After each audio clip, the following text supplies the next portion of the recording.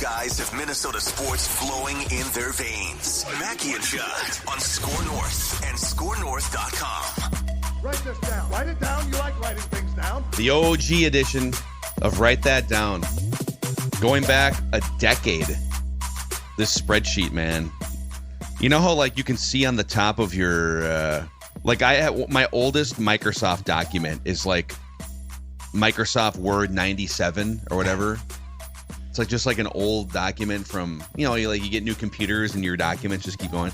This spreadsheet we use for the Write That Down database is now 10 years old. Wow. So it's barely compatible anymore with new computers. So we may have to create like a... So it dates back to the last time the Wild made the second round of the playoffs. Oh, hi-oh. Not that you're still bitter after... I'm not. That's not funny to me. It's not fun. I'm not laughing at all. I'm just saying it dates back to 2000. Funny like a clown? Yeah, dates back to 2015 then. There's still hope. Okay. The series is not over yet. We'll see. We'll see what happens. Sure. Let's get into the accountabilities here in just a moment. We'll explain how all this works. But a shout out to MSP Plumbing, Heating, and Air Conditioning. The air conditioning part's going to be in play now. It's going to be 80 degrees. Absolutely. Absolutely. And guess what? I'm bitter about the hockey team, but when it comes to MSP Plumbing, Heating, and Air, I am bullish in a very positive way. Why? Because Sports Dad has used them. The furnace goes on the fritz at the Zolgad estate. Guess what happens? MSP comes and saves the day. The water heater and water softener are 30 years old. MSP to the rescue. Every time Sports Dad needs help, MSP is there.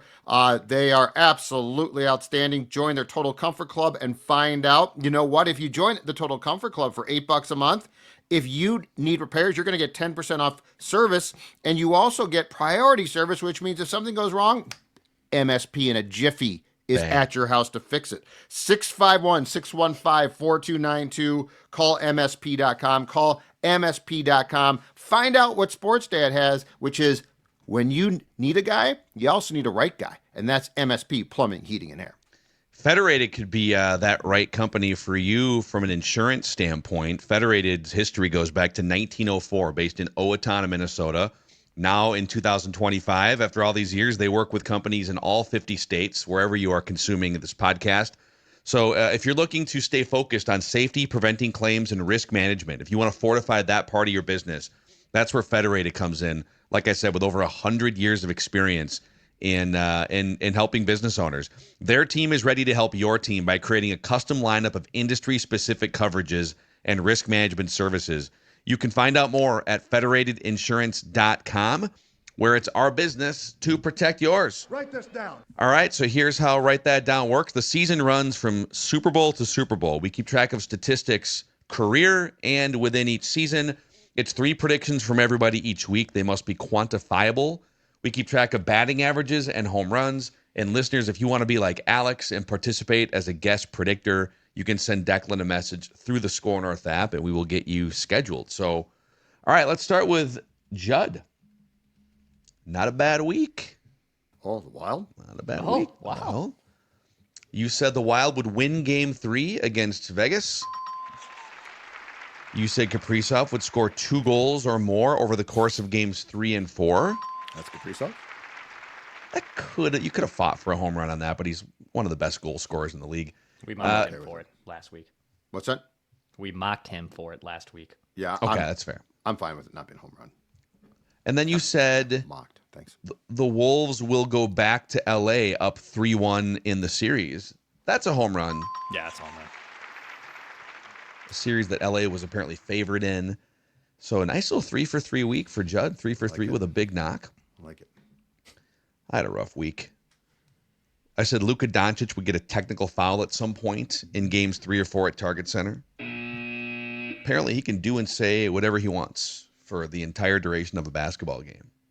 He can literally throw a ball off the shot clock after a possession's over. Doesn't get teed up ever. As far as his verbal sparring, I told you, I kept a close eye on him on Sunday. The officials, for better or for worse, just ignore him now. Like they are not paying any attention. He's a guy, he bitches so much that they don't have rabbit ears, which is incredible. Like Ant, right? Like Ant says, and I don't know if he doesn't say the magic word, if they don't understand it because of his accent, but they do not pay attention to him.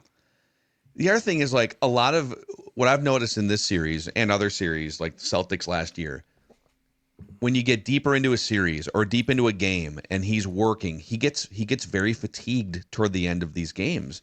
And defenders will beat him to a spot. Like the Jaden McDaniels thing, that he stepped on Jaden's foot. They didn't call it a trip. The league report came out, said it should have been a foul.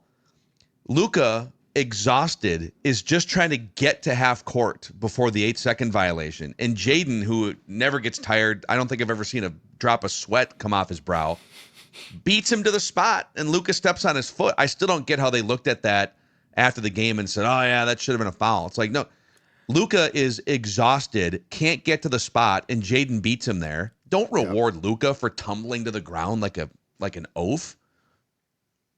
That play, though, that was why it drives me crazy when fans complain constantly. It evens out.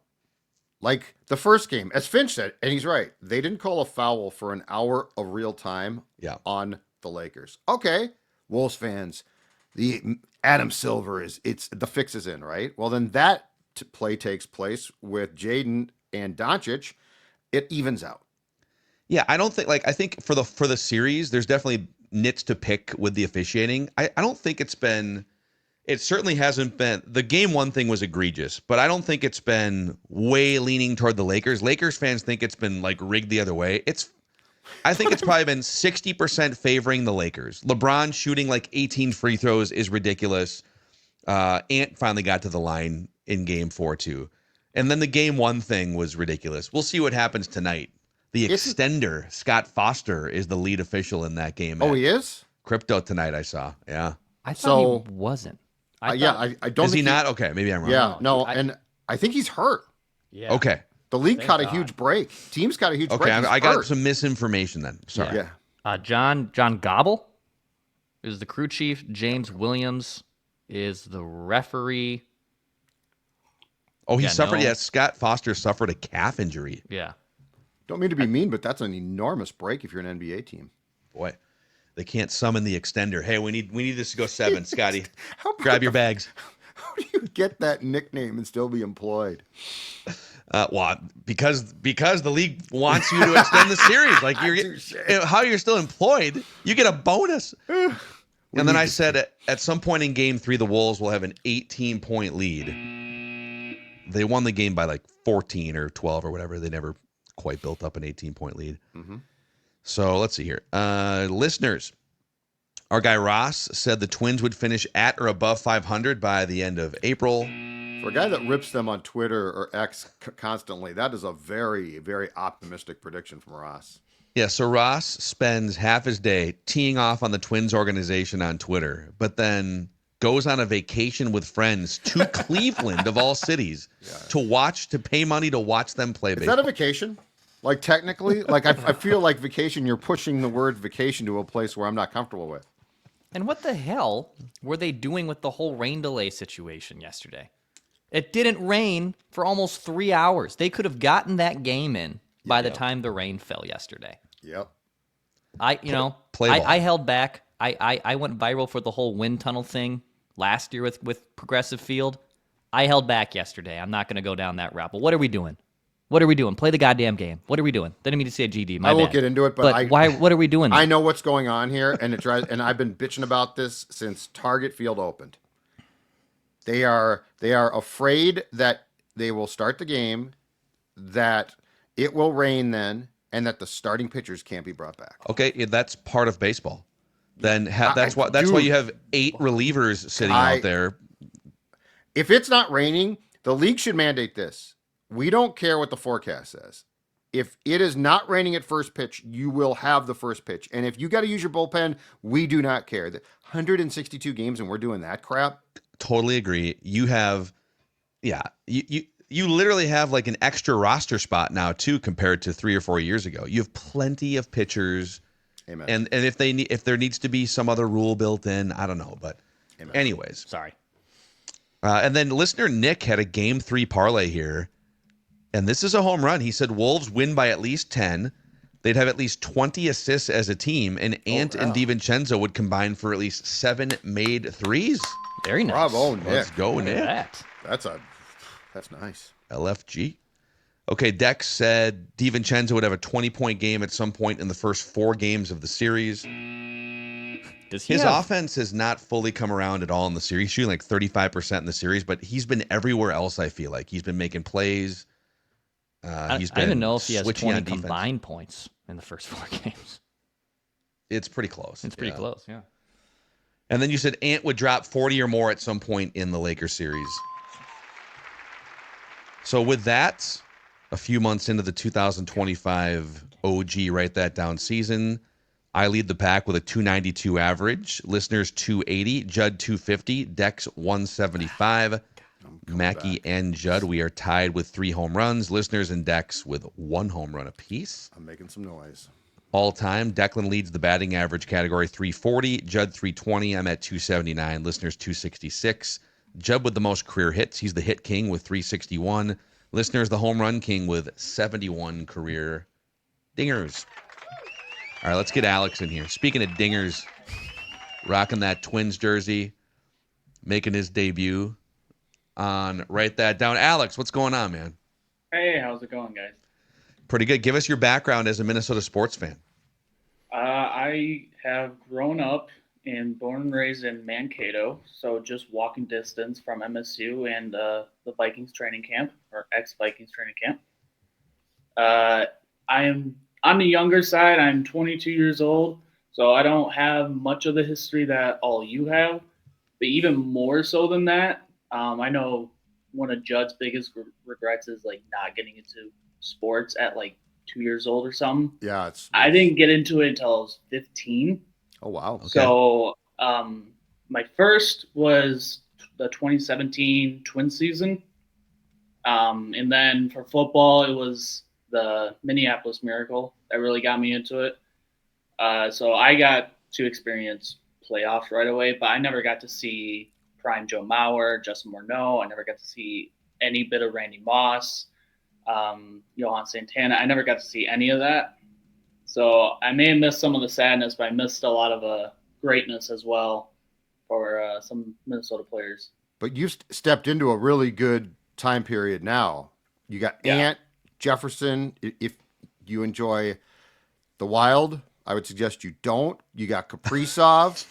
And this is flipping every day. And the thing about this is, and the thing about your Twins thing though is, so it's weird because in 2000, so you didn't even get near prime Joe because prime Mauer Phil was what, 2004 or 2005, 2006 through 2010. Yeah. He was good up to 2013. He was hitting like 330 when he got, or 320 when he got the concussion. He was having Still, a great 2017, he was almost batting 300. I'm pretty sure. Yeah, well, 2011 was a total disaster, and then he was like pretty good again in 2012, 13, maybe 14. Yeah, kind of wrote it out. He could. Well, his average was always high. I don't know that I would consider that from my experiences to be prime Joe though. Yeah, it felt like it was dipping off, and then of course there was the bunt at Target Field against Cleveland when the entire state turned against him because why are you bunting? Yeah. In 2013, before the concussion, which I think was like in August. Against the Mets. In 113 games, he had a 5.5 WAR. So like he was on track for a 6+ WAR season that year. Yep, that's fair. That's fair. But the moral is here that Alex missed out on a lot not following sports. He should be ashamed of himself. Yeah, how can you wait? Just wait till you're my age and you're regretting like your life's decisions. You're like, what was I doing? If only I would have watched the 2013 Wild don't laugh. season. So I missed the 77 Twins. I'm still bitter about that. Great hitting team. Couldn't pitch. Well, I'm lucky enough. My favorite season, but obviously it's hard to hate on the 2019 Bomba Squad Twins, as sad as that ended. But that was still a very fun year. It was definitely the first year where I fully kept track of everyone on the team and knew everyone.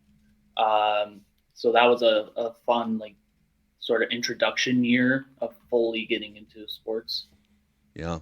Yep. It's I think I'm trying to think, like, I was probably, man, my dad was such a huge sports fan. My mom was too. So some of it just depends on circumstance. I was 6 years old when the Twins were winning the World Series in 1991.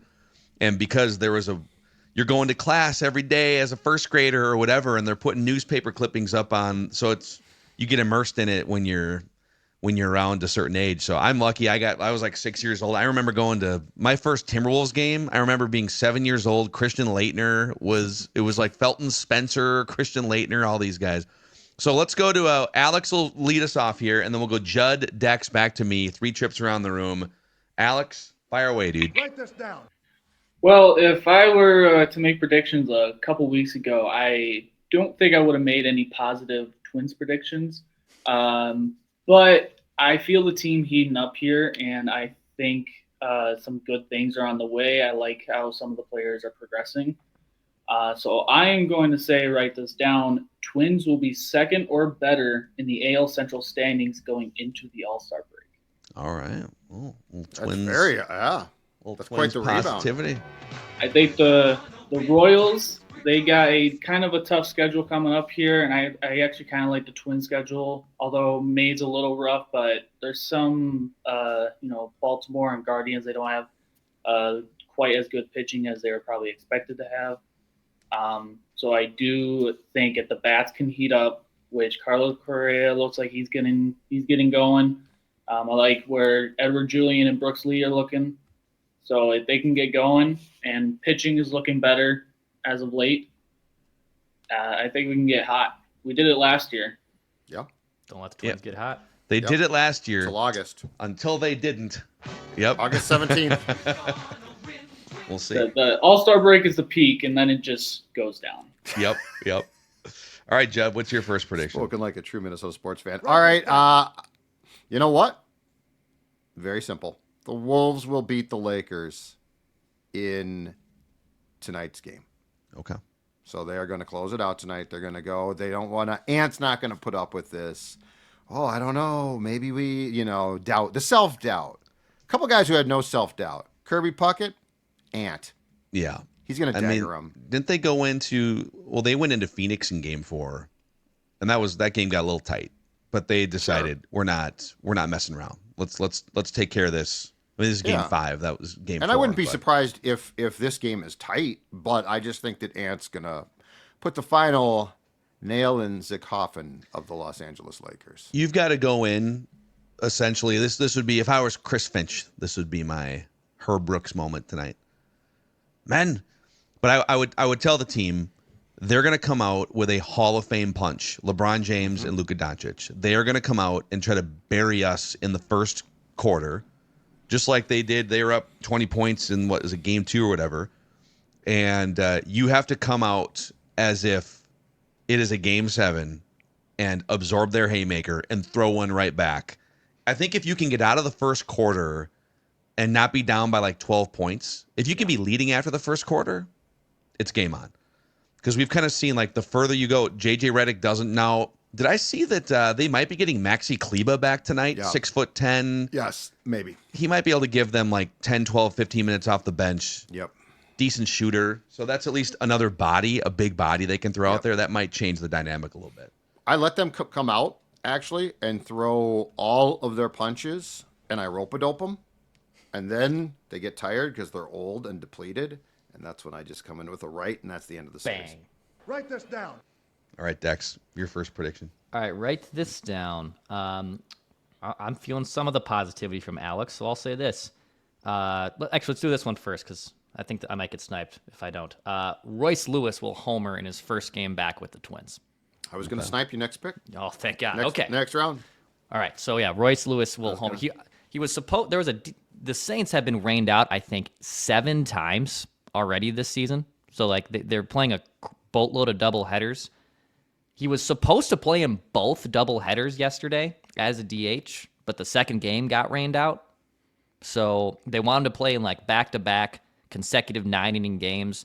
I know there was some talk he could come back for Boston this weekend. I bet it's the homestand next week is when he comes back to the Twins. Yeah. And may I suggest just quickly, all right, why do we need to make up every single game of the AAA? Like there's like you should cap it out, and like if you have like 10 rainouts, I don't think you need to do a doubleheader for like cap it at like 6, 7. And they're not split doubleheaders, right? It's like It's 7. It's a straight innings doubleheader. apiece. Yeah. It's 7 innings. Yeah, but I'm just saying, Yes. at some point in time, just punt on the games. Oh my God, the international league standings don't look like they're right. Okay, Well, it's the international league. the comeback would be like concessions and ticket revenue and all that stuff. But if you're not doing split day nights where you're charging for 2 different games, Yeah. then it's kind of all right. Write this down. Okay, write this down. I'm gonna put my prediction where my my mouth was, I guess, earlier this week. I think I said on yesterday or 2 days ago, maybe both Flagrant Howls episodes, that I think it's more likely the Wolves run away with a victory in Game 5, or maybe it takes till Game 6 before this would get to a Game 7, because the Lakers have thrown a lot of stuff at the Wolves. They're shooting 41% on high-volume threes the last 2 games. You're getting classic LeBron performances, and they still can't get over the hump. So here's my prediction. Write this down. Luka Garza will be on the court when the Wolves close the series. So it's kind of a parlay. Wolves will close the series at some point. And Luka Garza will be on. You're going to get Cigarza time to close the series with Anthony Edwards waving a towel on the side of the starters. The main players' work will be done decidedly as the Wolves clinch the series. All right. Write it down. I, as much as I want to close out in Game 5, I kind of want that to happen in Game 6 then, so the Target Center crowd can. It'd be pretty love fun. up some Luka Garza's time, yeah. No, Yeah. no, close it out. Close it out now. I have no interest in extending this thing for any reason. I don't care if Garza never plays again. All right, Alex, what's your second prediction? So I'm going to go with some Twins positivity again. We've already seen Byron Buxton. He's doing and looking amazing, not only out there in the outfield instead of DHing every day. I think he's going to go back to his 2017 self, play quite a few games. But I'm going to go further than that. I'm going to say he is going to go 30 for 30 this year, 30 stolen bases and 30 home runs. Ooh. Love it. Which he has not done either of those in the season before. The closest he's got is 28 home runs and 29 stolen bases. Yeah, 29 steals in 17, and then the 28. What's crazy is, I don't know how you would like quantify this, but if there was a list of like lost 30 guys in baseball history, he profiles as a 30-30 guy. Like if he were to have been healthy enough to play 140 plus games year after year, he'd probably have like 4 30-30 seasons. But when you're only playing, 85 games at your peak, it's not. Yeah. Not easy. And your team decides it won't run for a large portion as well. So Yeah, the last time he had double-digit steals was in 2019. wow, One of the fastest players in baseball, and he only has 99 career stolen bases over a decade, which is kind of wild. Wowza. Write this down. All right, Judd. All right, I will jump on the Byron Buxton prediction train as well and give you this one. Write this down. Byron Buxton will steal third base at least once by June 1st. And I believe this, unless I've missed this, he has still not done it in his entire career. So he's never stolen third base. So by the time that we get to June 1st, the Buck truck will have stolen third base at least once. Yeah, I feel like you're trying to will this into existence this season. I want him to steal third base. I love watching the dude play baseball. I'm not going to lie. When he is able to utilize his skills, I think he's one of the most exciting players to watch. Yeah, he Write this down. insane I thought catch that. yesterday in center field. Another insane grab. And he Don't know makes how him he look does it. routine. I know. Write this down. The Twins will be above 500 by the June 4th accountability session. Oh, wow. Above 500. I can feel the positivity in the show. A I was lot gonna of say positivity here. Yep. Yeah. Yep. I was gonna say June 1st, but I which I guess could bite me. It could bite me either way. Like maybe they're above 500 on June 1st, and then they slip by the accountability session. Well, no, you said by, right? They're going to be above Oh, 500 by. Yes, by yes, June. yes. So By. if So it it's- happens in a week and a half, then Right. it would come off the board. So they'll be above 500 at some point by the June 4th accountability session. Certainly possible. They're 4 under now. Is that correct? Yeah, 4. Yes. Were they 12 and With the 16 or something? 13 Tough and loss 17? last night. Yeah. Write this down. Okay, write this down. The Pistons will win in 7 games. Pistons in 7. Do it. Pistons have been the better team in this Very series, catchy. and they've pissed away 2 games late for no reason and for a bad officiating moment. Barry Cat, come on. You know you want to do it. I Just didn't bury make a him. cat. This is not a cat prediction. This Yeah, is a sure. Pistons prediction. This also sets you up to now talk about how Cat again, as you texted us last night. As you texted us. These are Cat, private text messages. We're unveiling. Cat went Cat again. Yeah, Cat. Okay, I will say, Cat in the 5 games, Cat has been largely magnificent in 3 of them, and then in the other 2, it's kind of classic foul trouble. Last night, he picks up his 5th foul on just a ridiculous foul with like 8 minutes to go in the game. Shoots 35%. So, but I'm saying the Pistons have been better in the series. They extended it, going back to Detroit for Game 6. They're going to win that one, and then anything can happen in a Game 7, Madison Square. Tibbs get fired if the Knicks don't get past this round? Yes. Oh yeah, I think so. Because part of it's going to be like last night. I don't know if you guys caught any of this, but last night there was he's getting crucified. I think he made the right call, but they had to call a timeout in the last minute because Josh Hart and Jalen Brunson were both down, and like the game was, they had to call a timeout to like get Josh Hart out of the game injured.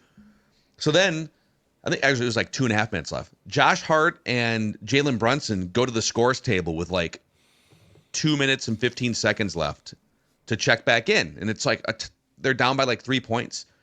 And the Knicks had 1 timeout left, and they're just waiting for a natural stop in the game. And the Pistons didn't allow it. They kept the ball in bounds, no fouls. So the Pistons extended to like a 7-point lead while Jalen Brunson and Josh Hart stood at the check-in table because Tibbs didn't want to burn his last timeout, which I think is the right call because you might need that for like an advancement at the end of the game. But they're ripping Tibbs for just mismanagement of the How end of the ironic that Tibbs couldn't get guys back in a game when he ordinarily I won't know. take them out of a game. Yeah. I love Yeah, sports. it's kind of crazy. So we'll see. It's been a fun series so far. Write this down. All right, Alex, your third and final prediction. I asked a buddy of mine for a prediction because I didn't want to go all Twins. I easily could have. I wanted to throw some other sports some love. And I think he's got a pretty wild one here. So shout out to him. He predicts that Ant will outperform SGA in the Western Conference Finals. Wow. So this we need to quantify outperform, but this is a parlay. This is definitely a home run because it's Wolves get to the Western Conference Finals, Thunder get to Western Conference Finals, and then Ant outperforms SGA. Points. Is it scoring? Yeah. How are we quantifying outperform? I'm not too sure how he would exactly want to be laid out. I'm sure it's going to be tough for points because obviously SGA will probably get the whistle more than Anthony Edwards will. Mm-hmm. So that's going to be difficult. But I think it will be tough. I don't know if it's just upper interpretation when you look at the box score. If you're looking at assists and then defensive stats, whether he's stealing the ball and We could go analytics. We could go like straight up wins above replacement or something in the series, which I think is tracked in the postseason. I mean, could we just say they play the Thunder in the Western Conference Finals and win? Well, but I think the spirit is he wants Ant to outduel SGA, right? Yeah. He very much believes, he doesn't buy into the hype that SGA is better than Ant. He is a very big Ant believer. So he would love a Ant outdoing SGA. Another thing they have, so Basketball Reference has something called game score. So it's a rough measure of a player's productivity. And I have no idea how the sausage is made, but like every player in every game and every series, it's like an all-encompassing number that shows. Like because I have this Knicks Pistons series pulled up. Jalen Brunson has the highest game score for the series so far, and then Cade Cunningham is number 2, Carl is 3rd. And it kind of ranks the players based on their overall productivity, scoring, rebounding, everything. So can we say based on Basketball Reference's game score? Yeah, that sounds pretty good. Executive decision. If you could throw that in the notes there, Dex. Otherwise, Cool. I'm totally going to forget how we decided that. So great stuff here. Creative predictions from our guy, Alex. Since you've got this platform now, who would you like to shout out and thank? I love to shout out my brother and my friend that made the prediction. My brother tried pretty hard to get me into sports pretty early. I just wasn't buying into it. But then he eventually pulled me in, and he sucked me into the world of Minnesota sports. So I got to thank him for that. And then just my buddy, us three, we just love talking sports. They would love to like have a podcast like this to just talk sports, but they wouldn't know where to start with that. You guys should just literally fire up a YouTube channel and see what happens. They would love that. But yeah, Awesome. I would love to just shout them out. So that and then you guys, of course, it gives me a few hours out of my 10-hour work shift to listen to you guys, and then get some sports info from all of you. Awesome, man. Alex, thanks for coming on. Thanks for the kind words, and good luck with your predictions. Hopefully we see you again sometime. Yeah, thank you guys. All right, there he is, guest listener, predictor Alex. I got a prediction. There's going to be people having a really good time golfing this weekend at the Meadows at Mystic. Yeah, beautiful weather coming up here. 70 degrees starting on Sunday. That tee sheet's starting to fill up. You can go to golfthemeadows.com to book that next tee time. Whether you're coming into town, heck, it's just a quick little drive down 169 here from the Metro, in the South Metro there in Prior Lake. So go to golfthemeadows.com. They got the GPS carts. They have a great clubhouse, too, that's stocked with apparel and anything you need. Go to golfthemeadows.com to book that next tee time at the Meadows at Mystic Lake. And maybe when you're done golfing, because you're going to be hungry, you can stock up before the round so that after the round you can eat some legit pizza. Throw a couple in the pizza cooker, the pizza oven, or just your regular oven, and out will come the best frozen pizza, at least in my opinion, that you've ever had. Legit pizzas with that crunchy, stone-baked, cracker-thin crust, zesty tomato sauce. They got a number of different, they got the supreme, the pepperoni, sausage and mushroom, a bunch of different topping choices. And you can have an authentic at-home pizza parlor experience. I think the Mackeys are going to get into some legit pizzas this weekend. I know that the Mackeys are going to get into some legit pizzas this weekend. Write this down. It'll be a good time. All right, Judd, what's your final prediction? All right. Game 6, Wild Golden Knights Thursday night at the X. Season on the line. Golden Knights lead 3-2. Write this down. Zeev Buium and Liam Ogren will both play in Game 6. Buium played in the first, what was last night, Game 5. He played in the first 4 games. He got scratched for John Merrill, who was in for the overtime goal against that won the game for the Golden Knights. So he'll come back in. And I don't know if they'll have the guts to take my guy Gus Nyquist out. I've been pleading with them for him to be scratched. They did not listen. And then, of course, they scored what would have been the winning goal late in the third period, except that Gus was offside. So I don't know he's going to come out, but Liam Ogren is going to go in. So both Buium, Dex, and Ogren will come in and play. I like it. Write this down. Okay. All right, write this down. I'm gonna make a wrestling prediction here. So she hasn't been on AEW television in a long time, and she's technically still under contract, but that still like doesn't mean she can't like get her way out. I think CM Punk eventually he was under contract with AEW, and that whole crapola exploded. But write this down. Britt Baker will appear on WWE television at some point in 2025. Joe, where would you rank Britt Baker among the women's professional wrestlers right now in 2025? Nah, probably not terrible, but probably like 8th. Oh, 8th? Yeah. I'd Okay. probably put Like her kind of just 8th. behind, who? Just behind some of the other people that are on the circuit. But I mean, I'm sure she could appear. Give or take. Yeah, that's fair. Okay, final prediction here Write this down. for me. It's kind of a parlay. I'm looking ahead.